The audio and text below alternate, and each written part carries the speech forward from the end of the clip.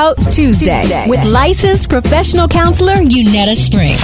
All right, y'all, Rickey Smiley Morning Show. It is Talk It Out Tuesday. Y'all help me welcome our therapy expert, licensed professional counselor, Yunetta Spring. Yunetta Spring.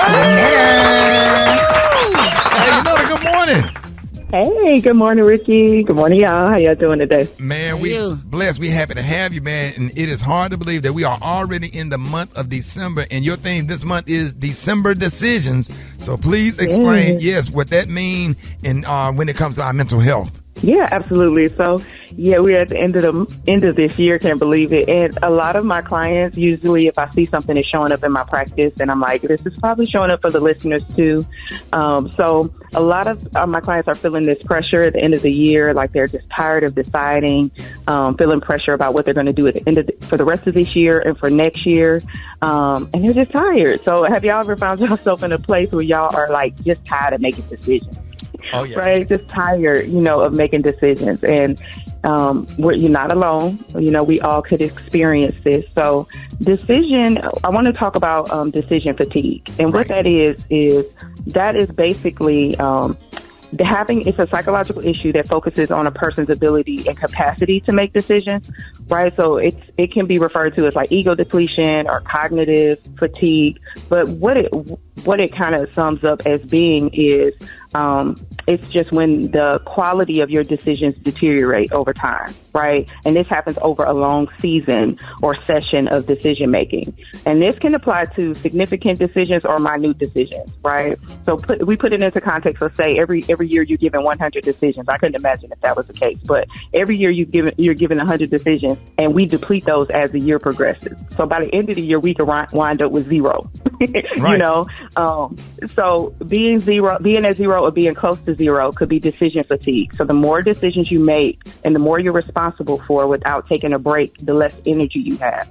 That's right. All right. That's right. I really find that interesting because that's why I'm able to do all of the things that I do, because I get a lot of sleep. I get a lot of rest. People don't believe it or whatever. I don't perform, in the summer. I just take the weekends to just sit in a chair, lay on the couch, watch TV, and do simple stuff. So when business pick back up, I'm operating at 110%. And even when it comes to decisions, I don't like to be bothered with the details. Sometimes you can set yourself up and set yourself up where things just operate like a machine, and you don't have to be involved in every little thing and every little decision. And being just having people around you to be decisive and kind of get a feel for what you need without bothering you with that, because it takes away from your creativity. Yep. Is that too much? Yeah, absolutely. No, that was on point. Yep. Yeah. Having a routine, right? And we'll get into some of those things that we could do next week, but I'm glad you mentioned that, because that is very important when it comes to those small decisions that we have to make, and over time they add up, right? So there's research around this where nurses, we can imagine what nurses are in the medical professional are under, like the pressure and how they may be experiencing this after this 2 years, of this pandemic. So after long periods of not taking a break, or, for therapists, right? We're feeling really fatigued with having to make all of these decisions. Right. So here's some signs. I'm going to give y'all 5 F's, okay? And these are signs that you may be experiencing decision fatigue. The first one is fogginess, okay? You don't feel as sharp. It's taking you longer to remember things or access information. Number 2 is you're frozen. So you procrastinate, you avoid responding to texts or answering calls or sending emails or completing tasks.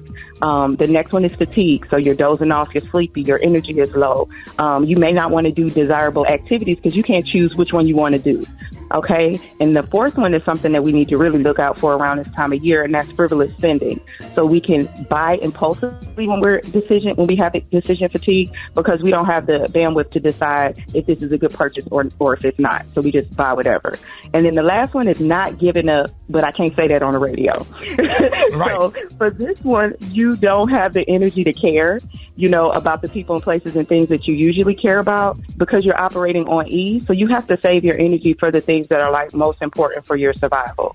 So those are the 5 F's. If you are experiencing or if you have experienced decision fatigue, just everybody know you're not alone. This is something that you might want to discuss with your therapist. I know I'm doing a lot of EMDR sessions and reprocessing around some of this decision fatigue with my clients.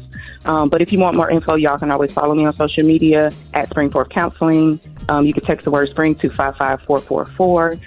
Order my self-care strategy workbook or follow me on YouTube at Yunetta Spring. And of course, this is Talking About Tuesday segment is not meant to be a replacement for actually going to therapy, but it's a start. Y'all go to therapy, and you can always get more information on Yunetta's website, springforthcounseling.org. That's springforthcounseling.org. Thank you, Yunetta. Yes. More Rickey Smiley Morning Show coming up.